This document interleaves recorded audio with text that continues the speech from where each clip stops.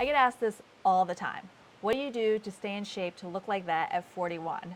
So today I'm going to break it down, all of the workouts, the food, the recovery, and also what I don't waste time on.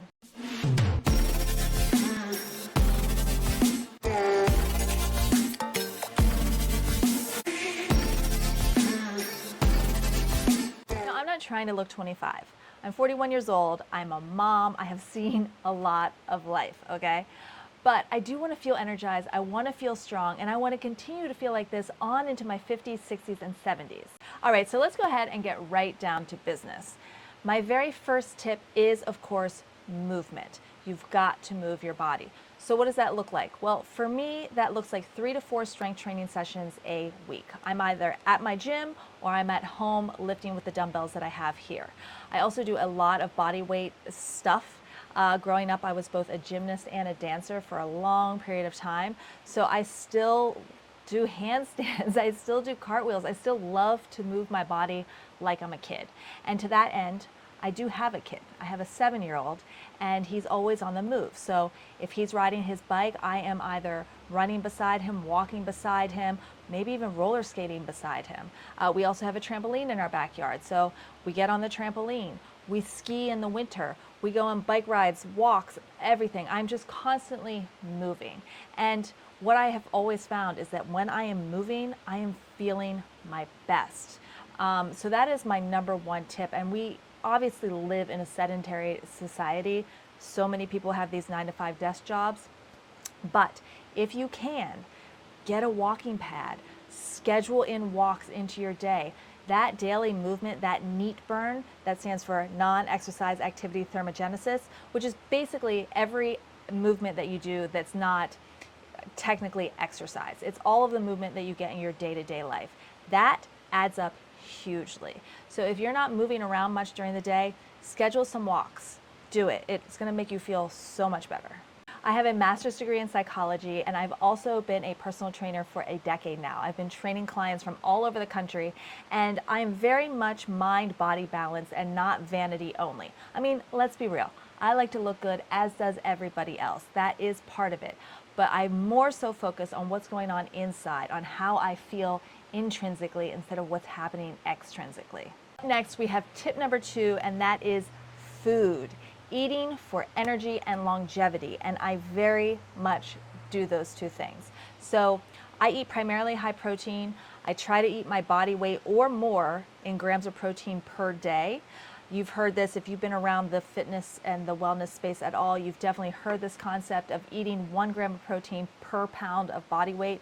I absolutely follow that, and I have for a very long time, like to the tune of almost 10 years. Am I perfect with it? No, absolutely not. I definitely love to eat and live by the 80-20 rule as well, which is 80% of your food is, within your food plan. It's nutrient dense, it's protein dense, it's, low sugar, no sugar.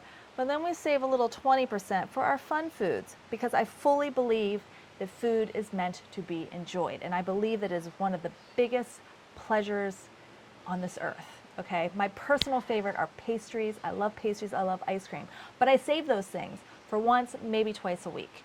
Okay, I like to eat to fuel myself to feel good, and when I'm eating high protein, vegetables, fruits, high fiber, that is when I absolutely feel my best. Now, on that food note, I know that getting enough protein can be challenging if you're not in the habit of doing it. So I'm going to throw you 2 ideas of things that I absolutely love that are delicious and that you can eat for any meal. All right, I love eggs. Scramble them up, make them over easy, hard boil them, I don't care. There are a million different ways you can make eggs. There's a million different ways you can eat eggs. One of my favorite ways is to scramble them up or make an omelet out of it, add some cheese or some cottage cheese, add some salsa, and put it all in a tortilla. One of those low carb, high protein tortillas. Oh my God, I could literally eat that every day. Okay, another one is get your lean grass-fed ground beef. Oh my God, so many things you can do with it. You can make protein pasta with your ground beef sauce. You can make smash burgers. You can make just plain up ground beef with some vegetables, saute some vegetables, mix that all up, maybe throw a little rice in there. Mwah, delicious. If you have eggs and lean ground beef in your refrigerator, you're doing all right, my friend. Tip number 3, but this sort of goes along with tip number 2. I don't drink alcohol, period. I have been sober for almost 12 years, and that is something that I had to do. I was definitely out of control with the drinking, and I needed to stop.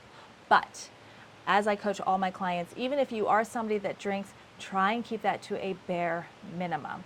If your goal is to lose body fat, gain muscle mass, you're not doing yourself any favors by drinking. Even 1 to 2 drinks a week can really mess up your entire cycle, okay? Because your body is going to spend so much time working that poison out of your body that it's not going to have time to deal with the donut that you decided to eat on Tuesday.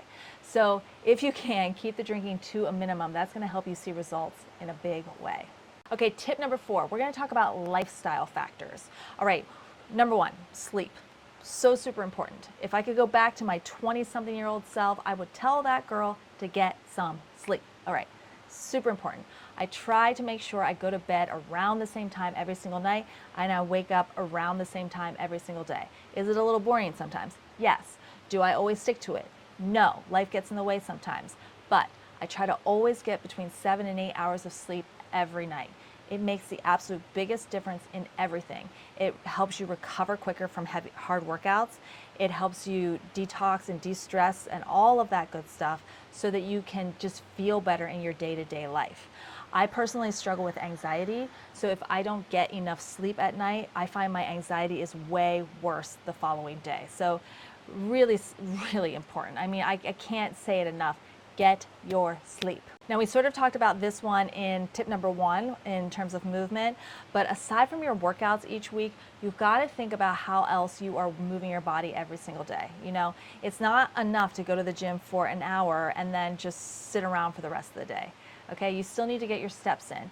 Getting outside and moving your body is not only important for your physical health, but it's also so important for your mental health. Just getting outside, getting the body moving, you know, first of all, you're going to really stimulate your digestion. You're going to burn calories. You're also going to get the light, which is so good for our mental health, that bright light in the back of your eyes. Even if it's cloudy, you're still getting the light, okay? It's good for you. And it's also so good for the brain to just chill out and de-stress. Another super important part of the lifestyle piece is your mental health. So if you are somebody that deals with anxiety or depression or bipolar disorder or any mental health disorder, you need to, of course, be up on your own self-care for that. So for me, in terms of dealing with my anxiety, a lot of times I will write or journal, I will do yoga or meditate, I'll go for a nice long walk or run because that helps me decompress my brain as well. Also for me, I love to laugh, and laughing is so therapeutic. So I think I've watched pretty much every single stand-up routine on Netflix and YouTube. Like, check it out. I mean, laughter really is the best medicine sometimes. It helps your mind decompress, it helps your body decompress. It's just really, really great. So many of these lifestyle tips have been geared towards the idea of lowering your stress, right? You know, whether we're talking about sleep or walking or journaling or setting boundaries, this is all a way to help de-stress your life. And let's be real, we all live in a super stressful environment.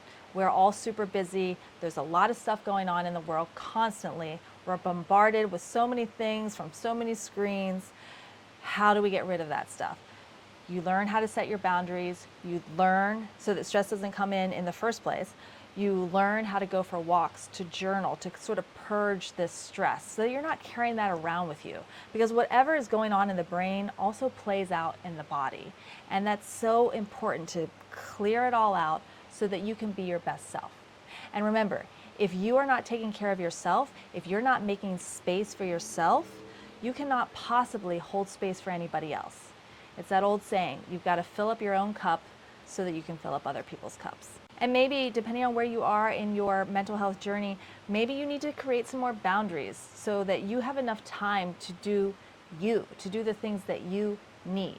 You know, so many of us are busy, busy, busy. We're parents, we're workers, we've got family and friends that rely upon us.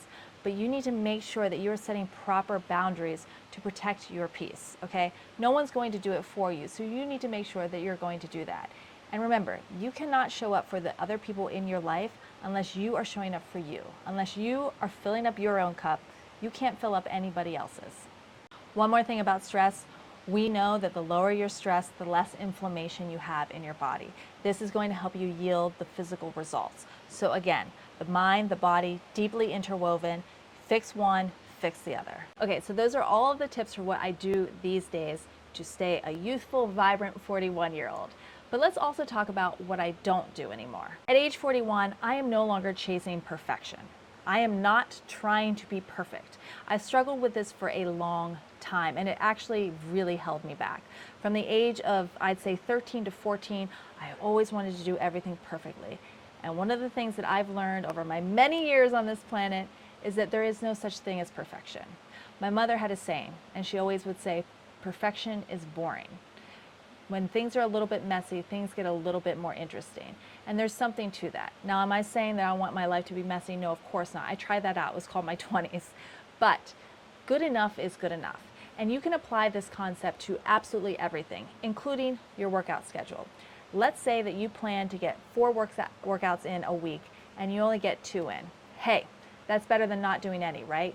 We forgive ourselves, we let it go, we move on. We do not allow our failure to derail our success. That is one of the biggest things I have learned, is that consistency is drawn out over a much longer timeline than I once realized. I used to think that if I didn't get my workouts in day after day after day, like every single day, that the whole thing would fall apart. And oftentimes what I would do is sort of self-sabotage. Like if I didn't get my workouts in say like 4 or 5 days, next thing I know, I am ordering pizza and eating ice cream or whatever, fun, not so nutritious food that I want in order to make myself feel better. I don't do that anymore, okay? I recognize that if I have a pastry on Saturday, I can get right back on my healthy, clean eating diet on Sunday or Monday, whatever it is. I don't have to allow that rabbit hole to go deeper and deeper, drawing me in with it and making me feel pretty crappy. So good enough is good enough. Another thing I do now, and I have to say that I've gotten much better at doing this over the past, let's say 4 to 5 years, is I am very careful about protecting my energy. There are people out there, or just situations out there, that can really cause your energy to plummet, that make you feel heavy, they make you feel untethered, they make you feel chaotic. I don't surround myself with either those types of people, nor do I put myself in scenarios that I think are going to cause me that sort of mental chaos. And this is very important, and I think that for a lot of us, this is probably extremely challenging because we feel guilty. We feel like we need to be everybody to everyone, right? And that's not our job. There are going to be people in your life that come in that really want to be close to you perhaps, but you just for whatever reason can't. Or maybe there are situations that you keep finding yourself in that are just, they're not good for your mental health. You got to stop doing those situations. You've got to stop hanging out with those people. It might sound harsh, but life is too short. You cannot allow these energy zombies to suck things out of you. And again, these can be people or they can be places, things, situations. Say no, protect your peace. I am also no longer comparing myself to 25-year-olds or even frankly 35-year-olds. I'm 41. I feel really great at 41. You could not pay me to go back to my 20s. I messed around a lot in my 20s. I made a lot of very interesting life decisions in my 20s. I don't want to think about those. I have a lot of respect for that girl. I have a lot of compassion for that girl that I was in my 20s, but I don't live there anymore. And again, you cannot pay me to go back there because the wisdom that I have these days far outweighs any potential benefit of being in my 20s. And to be honest with you, I can't really think of a single benefit anything that was better in my 20s than it is now. I'm really grateful to be here. I really am. And that's another thing, is I do practice gratitude on a daily basis. I am so thankful for everything that I have.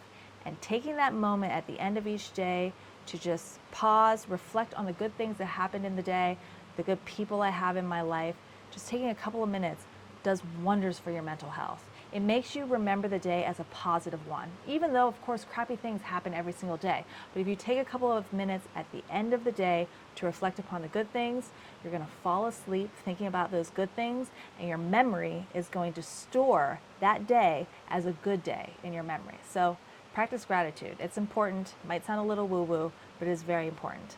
And the last thing that I will say that I do not do, that I did do in the past to some extent, no crash diets. We don't do that. No 1,200 calorie diets, no crazy restrictive diets. It's not worth it. First of all, it's not going to work in the long term. You're just setting yourself up for failure. Secondly, it's so extreme and uncomfortable. Don't do it. At 41, I'm not chasing perfection. I'm building strength and peace of mind. If you have made it this far, first of all, I want to say thank you. Secondly, if you have any questions or comments about anything I covered today, please drop me a comment down below. Who knows, I might just turn your question or your comment into my next video. On that note, please do check back. I am posting new content pretty much every single day, and I'd love to hear from you. Let me know what you want to hear, let me know any questions you have, and we'll take it from there. All right, my name is Jessie Barton. I hope to see you real soon.